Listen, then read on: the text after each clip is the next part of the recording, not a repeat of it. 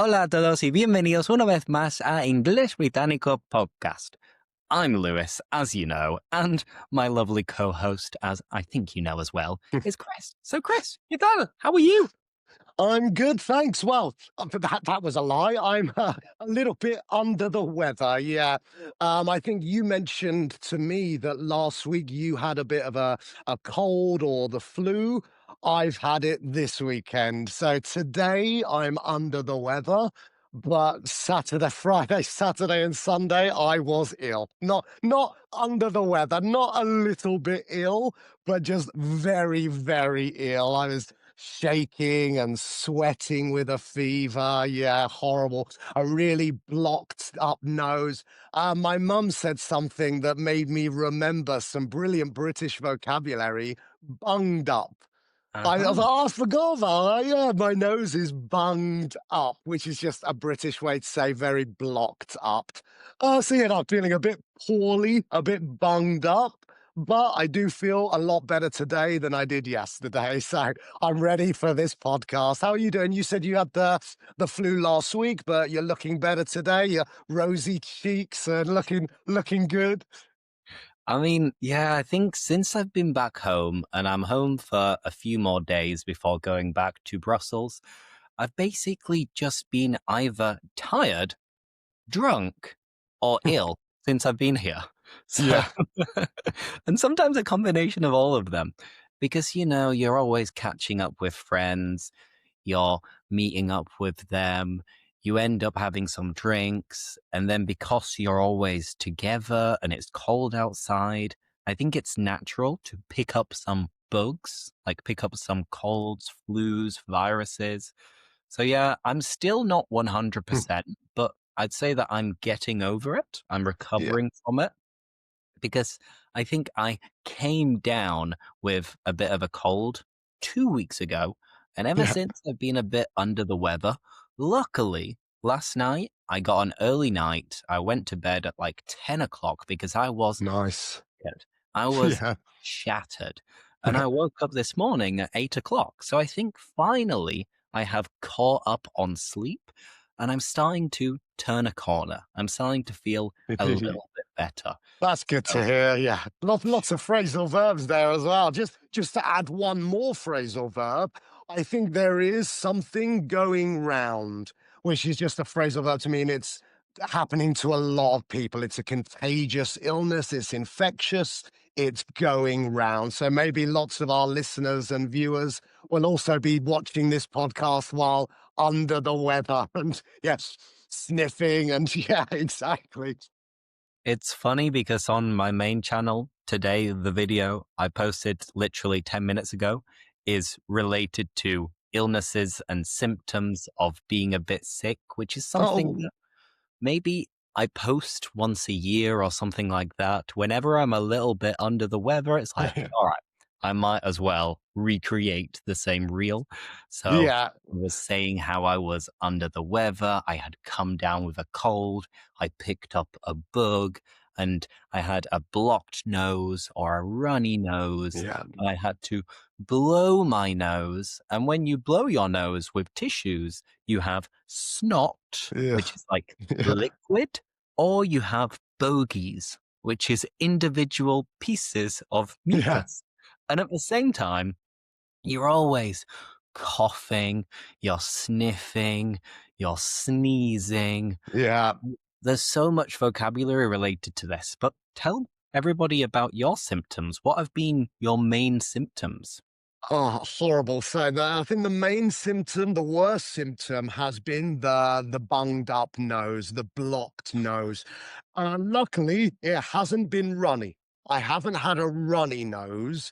It's just been really, really blocked up. I think the sinuses or something. I don't know. I'm not a doctor. But then related to that, I've been having I wouldn't say headaches, but kind of just like a very heavy head. I don't know if that makes sense. It's not like a pain in my head, but just because of all this mucus, I'm so bunged up, my head just feels very, very heavy. As I mentioned, the last 2 days I've had a fever and lying on the sofa, just sweating and shivering.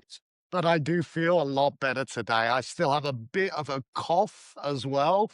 I love students pronouncing this word. It's a very difficult word to pronounce when you see it written Cough. Cough.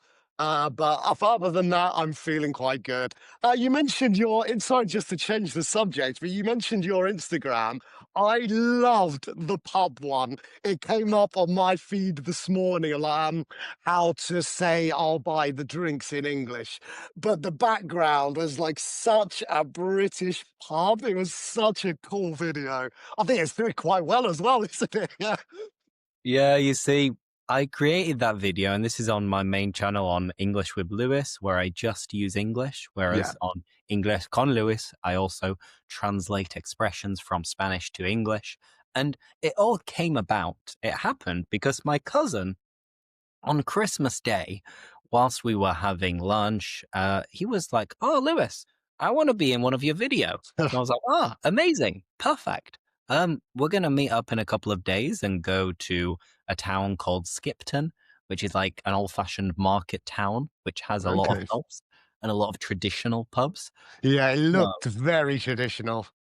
so I was like, "Well, great. Sounds perfect. I'll make a little script." So then, whilst I was getting the train to Skipton, about to meet up with him, I wrote down my ideas, like, okay, how to say I'm getting around, basically, in British English. Yeah. And then he chickened out because No. when the moment came, he was like, "Oh, no, it's really, really busy here. Oh, there's so many people. Oh, I feel embarrassed." He gets awkward very easily. And he was even getting awkward when he was recording me. And I was like, Oh, "Mate, wow. come on, grow a pair." Yeah.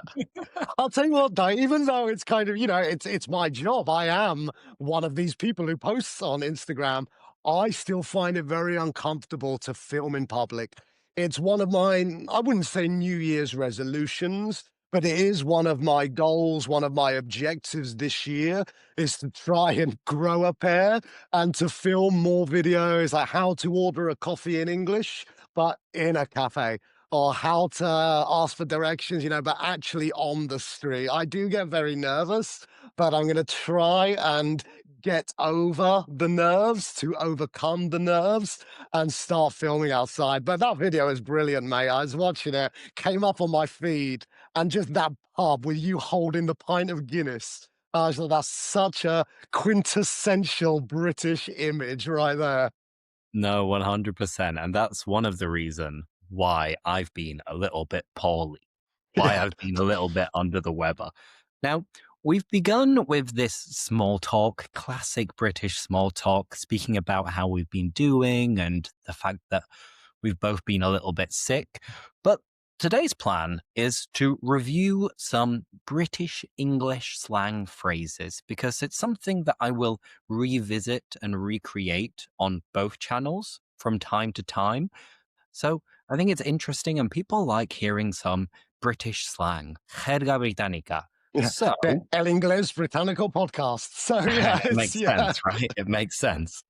So I'm not going to share my screen all of the time, but essentially what we're going to do is take it in turns and we're going to look at different short words or phrases and ask each other these questions to use British slang in context. And the first one, I've actually already mentioned it. It is knackered. Knackered. And you can also say, of course, exhausted or even shattered, yeah, but knackered is agotado, reventado, hecho polvo, yeah. essentially. So, Chris, when was the last time you felt absolutely knackered and why? What had you been doing?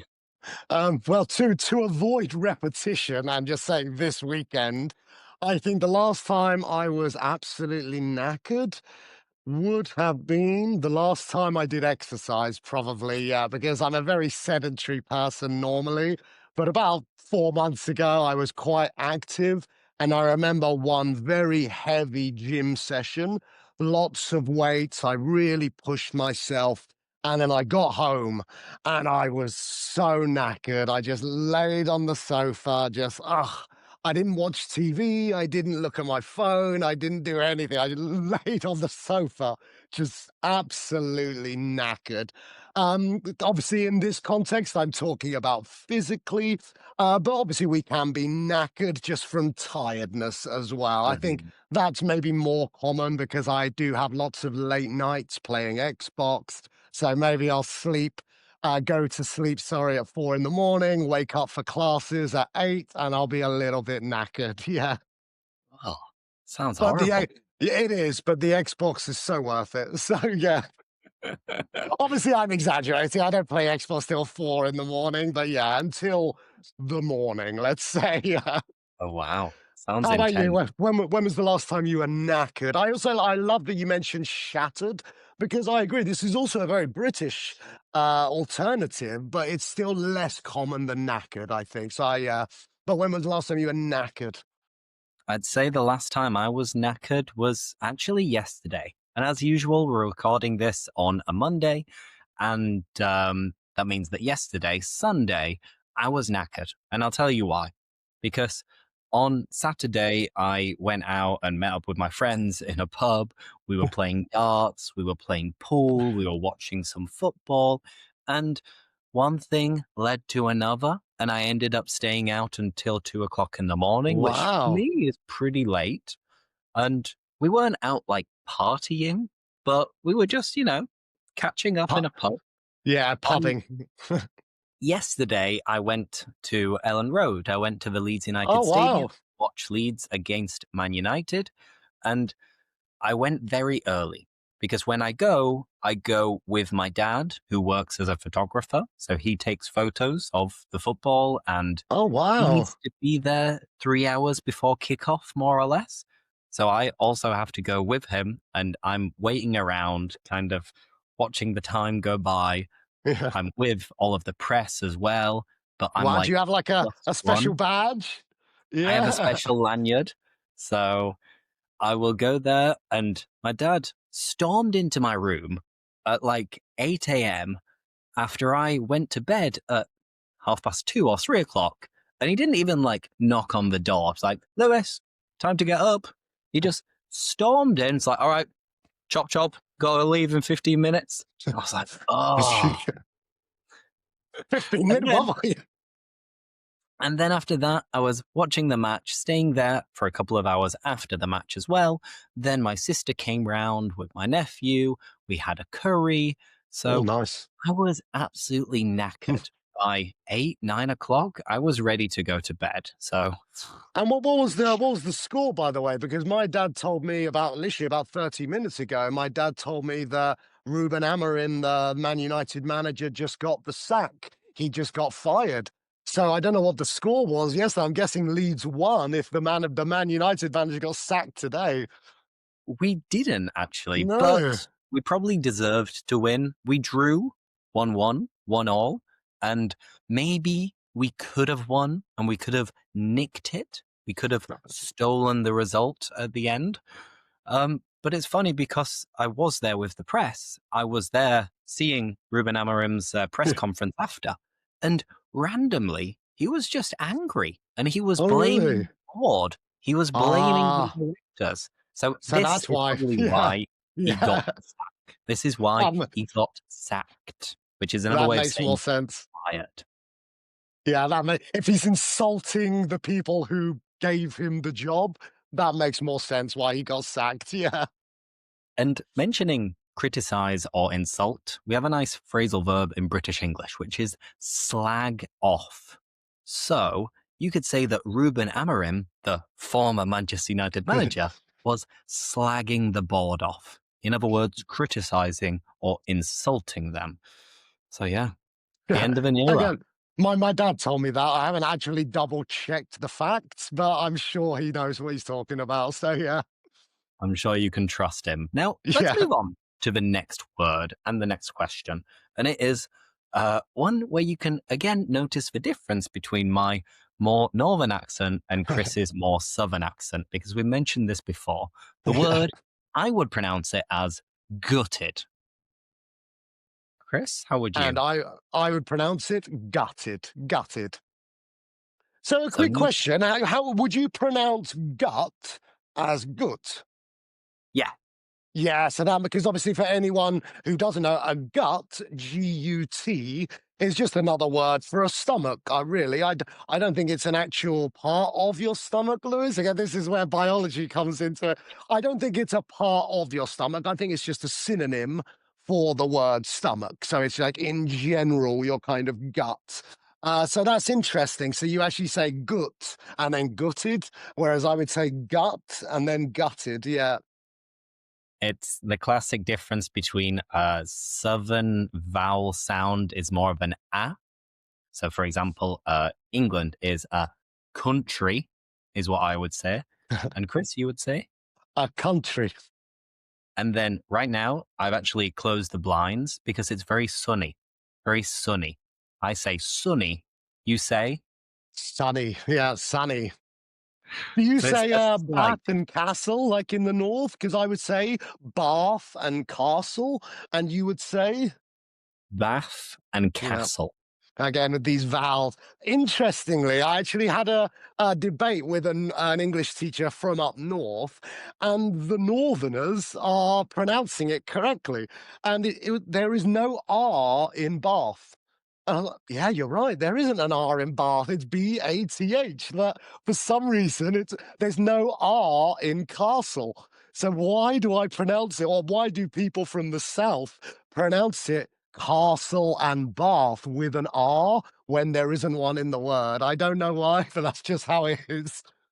It's a mystery, Chris. It's a Yeah. mystery.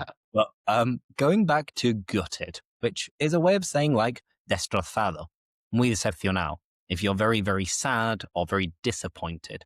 So, Chris, have you ever been really gutted about missing an event or an opportunity or for any other reason? When was the last time or when was a time when you were gutted? Well, not recently, but I think the time where I felt the most gutted was when I didn't get a phone call from my Harry Potter audition. I mean, this was a good 24 years ago now. Obviously, I don't know if I mentioned this to you or maybe on the podcast, but when I was 10, you would have been 8 or 9. The Harry Potter producers, the film producers, went round the UK doing open casting. So any child from the UK could audition. I obviously love Harry Potter, so I went and I auditioned, and I never got a call back. So I was very gutted. Yeah, I mean, I've had other moments of feeling gutted since then, but I think that was when I felt most gutted. Yeah. How about you? Maybe not a failed Harry Potter. Sorry, I'm like half coughing and half trying to hold back the cough. Um, but when was the last time you were gutted? I doubt it was a Harry Potter related moment, but It wasn't, no. I never auditioned for any roles in Harry Potter or other series or films, but it would have been cool to do it, and it would have been amazing if you had been selected to be a yeah, part of Harry Potter. And Draco you're Malfoy amazing. right here. But Yeah, obviously, you could have been I love Draco. Tom Felton, though. I do love Tom Felton, the actor who plays Draco. I love him, but just saying, just saying. Yeah. It could have been you. It could have been you. But I don't know. I would say I was gutted just a couple of hours ago because I was recording another YouTube conversation podcast and it went really smoothly. It went really well. And then at the end, I noticed that it hadn't recorded, or at least my part had recorded, but my guest's part hadn't recorded. And the moment when I realized, I was like, oh, I've just wasted an hour and it went so well. And I just did that for nothing. And I'm going to have to redo it. I was gutted. Anything like that makes me feel gutted. But hey, it is what it Yeah. is. We keep Especially going. after the hard work, and then it's just one silly little mistake which ruins that whole hour of hard work. Yeah. And it's very difficult to replicate a podcast. Like you can talk about the same subject, but it's very difficult to replicate that same conversation. And if you do, it feels forced. And I think the listeners can tell this is like sounds like a script, but it's because we did it an hour ago, but it didn't record. So now we're doing it again. I mean, who knows? Maybe if I redo it, it'll be even better because we've practiced. But now I can't be bothered, which is a nice phrase, which is like, me da pereza. Me da Yeah. pereza volver a hacerlo. I can't be bothered to do it again because it's like, ah. But hey, let's see. Let's Yeah. revisit it in the future. And Gutted. now let's move on. So we've had knackered, we've had gutted. Let's do the third one, which is, again, you'll notice our accent difference because I'd say chuffed, chuffed. And chuffed is a way of saying either very happy, or you could also use it to say that you're kind of proud as well. So it's essentially encantado, orgulloso, or muy contento. So, Chris, what's something you were genuinely chuffed about recently? Oh, something something I was genuinely chuffed about recently. Very good question. Not much. My life's been pretty disappointing. No, I'm joking. Yeah, yeah, it's been a sad year, guys. You've No, been no, no. gutted all the time. Yeah, yeah. Um, excuse me, sorry. You know what, actually, and I'm not just saying this because, we're here doing the English Britannical podcast, but I'm really chuffed that we started this because we had a conversation maybe a year ago or 9 months ago mentioning doing some sort of collaboration, maybe a podcast. And then in September or October, we actually started it. So yeah, I think I'm really chuffed with this podcast and how we've kept going every week with a new episode, even when we're feeling under the weather, even when we're maybe a little bit hungover from playing darts and pool with our friends all night. We're still here, and I think we're still providing fun, entertaining, and valuable English content. So yeah, it sounds a bit cheesy, cursi, sounds a bit cheesy, but I am really chuffed with this English Britannical podcast. How about you? Are you chuffed with the podcast? And anything else you're really chuffed with? I am absolutely chuffed with the podcast, 100%. Great minds think alike. Yeah, That makes two of us, that we are both chuffed about it. Because it's kind of nice in a lonely world of being a freelancer to have, a weekly or fortnightly meeting just to catch up with someone as well. So it's nice for that reason as well. And I'm chuffed that we've started doing this and onwards and upwards. I yeah, hope in 2026 we'll continue to do this and be consistent and get more people listening to us speaking naturally in British yeah, English, whilst adding the odd little translation into Spanish as well, because we want you to immerse yourself in British English. But sometimes it's nice when we mention the translation, just it makes it a bit easier for you, I yeah. think. I hope No, so. yeah. I'm chuffed. I I agree. I think an example I always give my students is, "Oh, Chris, how do you say me suena?" Okay, oh, sorry, no, terrible example. They say, "Oh, what does it rings a bell mean?" What does that mean? It rings a bell. Okay, I could spend 2 minutes or 1 minute explaining it rings a bell, or I could just say me suena. Sorry, I got confused. I said it the wrong way round, but yeah. No, I think sometimes translations are easier. Again, when there's no nuanced differences, sometimes in English and Spanish, the translation might be the translation, but there is still a kind of slightly different meaning. Whereas with some words, me suena, it rings a bell, they're exactly the same. So I think personally, sometimes translations are a lot easier.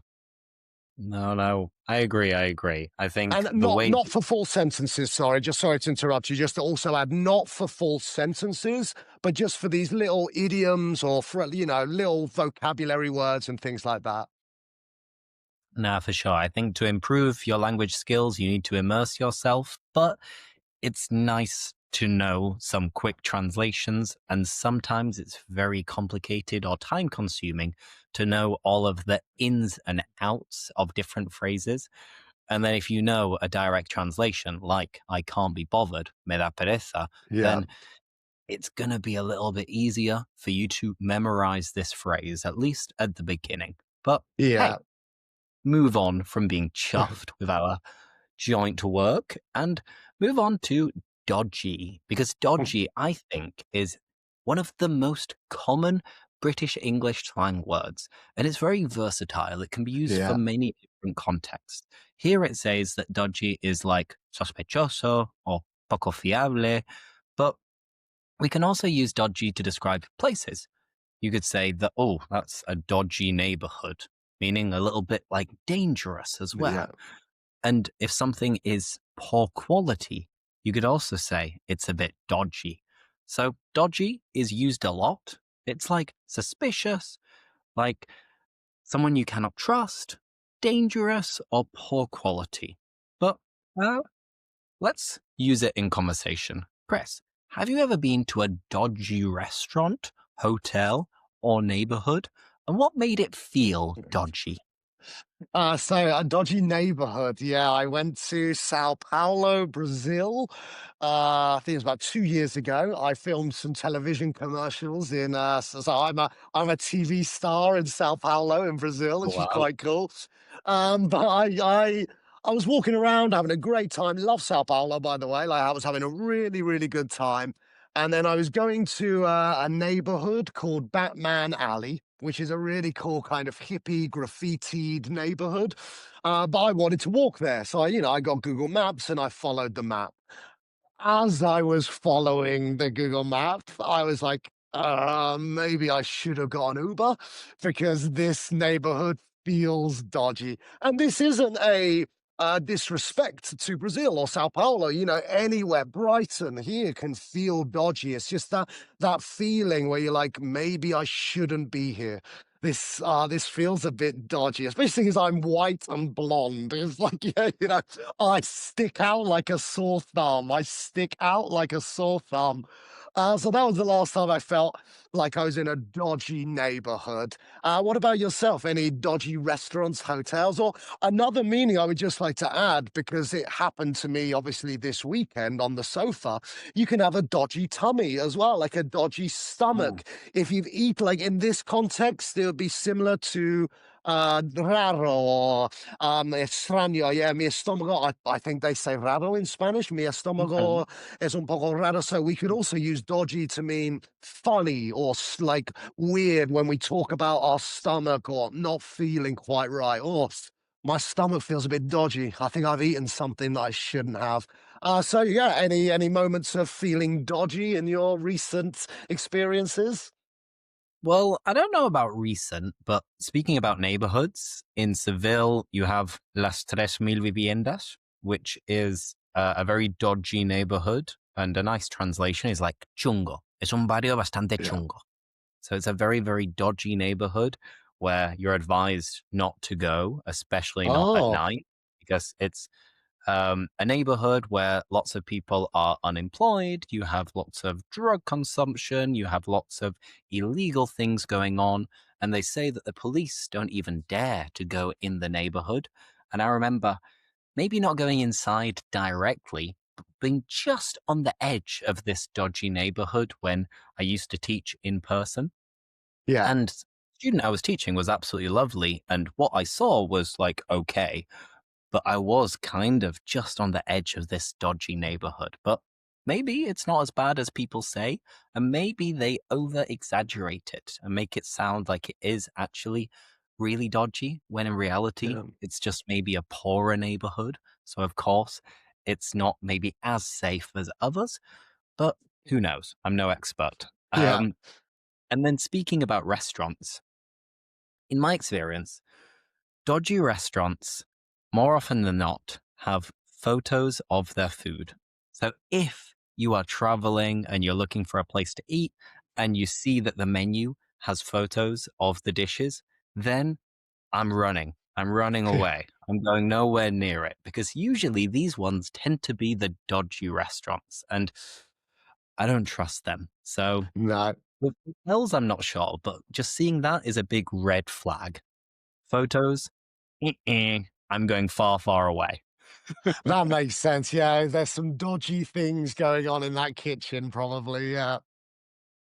Absolutely. Now, let's do one more because I prepared 10 of these questions with British slang, and I think we've only done 4 so far, and we've already been chatting for half an hour. So So let's we do got one five more. for the future. Yeah, we got five for a few weeks in the future. We'll do another one with the other five. It You saves see? you preparing another episode as well. You've already got it prepared. Yeah. You read my mind. You read my Yeah. mind. The next one is a verb, and it is fancy. And this is very British. Of course, fancy as an adjective means like posh or elegant, but fancy as a verb is essentially the same as feel like. So it's like me apetece or tengo ganas de hacer algo. For example, I could say that me apetece una cerveza. I fancy a beer. Tengo ganas de salir a correr. I fancy going for a run. So that's how it's usually used. But the question, Chris, right now we're recording this about lunchtime. What food do you fancy right now? What food do you fancy having right now? So right now, I really fancy solid food because I haven't. I'm sorry for just repeating my illness this whole podcast episode, but yeah, I haven't eaten solid food in about 3 or 4 days. It's been tomato soup, Lucozade, which for anyone who doesn't know is a British version of Gatorade. Basically, it's electrolytes and things like that. So yeah, I just fancy some solid food. Maybe a bacon sandwich, maybe even just toast with butter. Just some kind of solid food. What about you? What do you fancy for lunch today? Well, I'm going to have lunch just after we record this because I've been busy this morning and I'm not sure, but whilst I'm home, I fancy having British classics. So over the next few days before I head back, I'm definitely going to have another curry. I'm definitely going to have fish and chips. I might also have a nice pie or something similar. But usually for lunch, I have lighter meals and then I pig out in the evening. And a very nutritious, um, cheap, but kind of like disrespected British dish is beans on toast. Oh, So love it. Love it. I think what I'm gonna have, just to be nice and quick, is have some beans on toast. So this is Heinz beans, so A bit of beans in cheese, tomato maybe as sauce, well.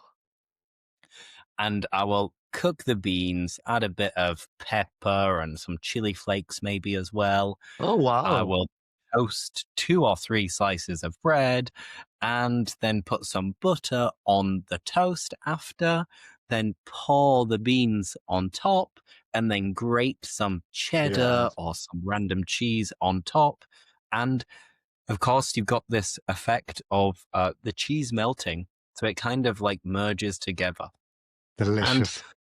weirdly, I'm in my nephew's room at the moment, and I just saw I was this. going to say that that bed looks a bit small for you, but yeah. Look at this. Oh, is What that like coincidence. a toy baked beans? But like make you right, yeah. It's random baked beans. So maybe that was subliminal messaging. And that's Yeah. why I actually fancy having baked beans and beans on toast Yeah. right now. You've Amazing. made This me will fancy start it. eating that as well, to be honest. Yeah. The other meaning of fancy, which is also a very British use of the word fancy, is to be physically attracted to someone. Obviously, the Americans would say to have a crush. I think this is a lot more common. So, for any of our listeners to have a crush, in British English, you could say fancy someone. So, just before we finish our British podcast talk, Lewis, when you were a kid, which celebrity did you fancy? I fancied Avril Lavigne. I don't know if you remember Avril Lavigne. He I'm was just a a skater skater boy. boy. He said, Yeah, see you yeah. later, boy. Yeah. So I fancied Avril Lavigne. So again, it's just for any of our listeners, it's just a crush. It can be a celebrity, someone you've never met before. It can also be someone you know from school or work. But yeah, it's just a crush. So Lewis, when you were a kid, which celebrity did you fancy? Well, it's kind of sad looking at her now because I think she's a bit off her trolley, which is a descriptive way of saying a little bit crazy because she's had a very traumatic life. But I remember the music video of Britney Spears, the one in the plane. Was it Toxic, I think? Oh, And yeah. I remember she was absolutely gorgeous, very sexy in that video. And I used to fancy her back then. Yeah. And now, as I said, if you've seen anything from Britney in the last couple of years, it seems like she's a bit off her trolley, which is a Yeah. Poor, shame. poor Sad. Britney. Yeah, it's All the Britney. stress and Justice the for Britney. pressure of fame. Yeah, exactly. Yeah. But Oh, I yeah, I completely don't get that. fancy her Yeah. anymore. No, no. Do you know what? I haven't seen Avril Lavigne since I was a kid. But yeah, because when I was a teenager, I was a skater boy. So to have this girl who dressed in like hats and baggy jeans and literally a skateboard. Oh wow, I really fancied Avril Lavigne. Yeah, she was like the non-conformative hot girl. She wasn't like Britney Spears or Christina Aguilera, who I also fancied. She was the more alternative skater girl. Yeah, I really fancied Avril Lavigne. You were head over heels in love with her, which is a nice way Yeah, of emphasizing being in love. If you fall in love with someone so quickly and so deeply, you can say you are head over heels in love with that person. yeah, or maybe just infatuated because I wasn't exactly in love with someone I'd never met before. But no, I do understand. Yeah, to emphasize, I was head over heels for her, or I was just infatuated. I think in Spanish, infatuated would be similar. Yeah, No, actually, I have no idea. It's because it sounds like one of these Latin words, and Latin words normally are very similar in English and Spanish. I have no idea. You're the Spanish expert here. We both speak Spanish, but our listeners know there is a very clear level of Spanish. nah, I mean, I think if you have a crush on someone or you fancy someone, a nice phrase you could use in Spanish to translate this is like estar colado por alguien. Estaba Oh, coladísimo. okay. Estaba colado por él, for example. I think that's a nice way of putting it, which is a more informal way of saying that you were really into someone. You really fancied someone. But hey, let us know in the comments if you have an Yeah. alternative translation for this. And I think we'll call it a day there. And we'll revisit this topic in a couple of weeks on my channel.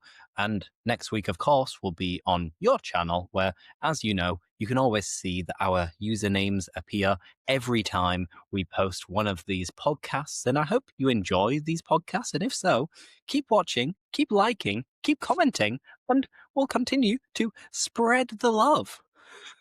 We're chuffed with it, so we hope you guys like it as well. And we usually finish with a joke. And Chris, I've got a joke for you. I don't know Okay, if you I've got prepared one as one this well, so time. we'll do two today because yeah, I've been a bit lax and a bit unprepared the last couple of episodes, so we'll do two today to make up for my lack of jokes these past few weeks.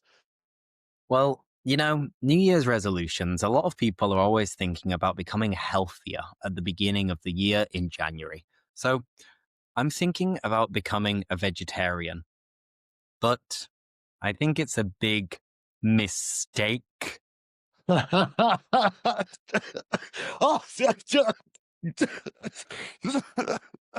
sorry, the laugh turned into a cough. Oh, that was really, So I like that.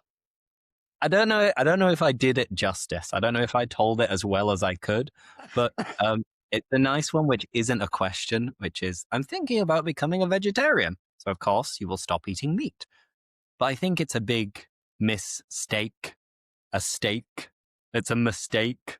Huh? Huh? Yeah, I love steaks, by the way. I think that's burgers and steaks are one of the reasons I couldn't be a vegetarian. I could probably give up chicken, but burgers, and steaks, wow, yeah, I love them, love them. So, Chris, So, over so, to you. so, What's yeah, that? so my one, it is a question, but what do you call a fish without an eye? Fish. Yeah. Yeah, excuse me, sorry. Yeah. Yeah, exactly. Obviously, fish. I think I may have said this one before in one of our podcasts. I don't know. It rings a bell, but that might just be because I've said it thousands of times. But yeah, a fish without an I. Well, I ojo or I la letra I. Obviously, we're talking about the letter. Yeah. So thank you so much. Chris is dying here, so we'll Yeah. probably finish there. But thank you so much. Sorry. And we'll see you next week for another podcast. Thanks, Chris, and thank you, Yeah. everybody. Thank you, everyone. Take care.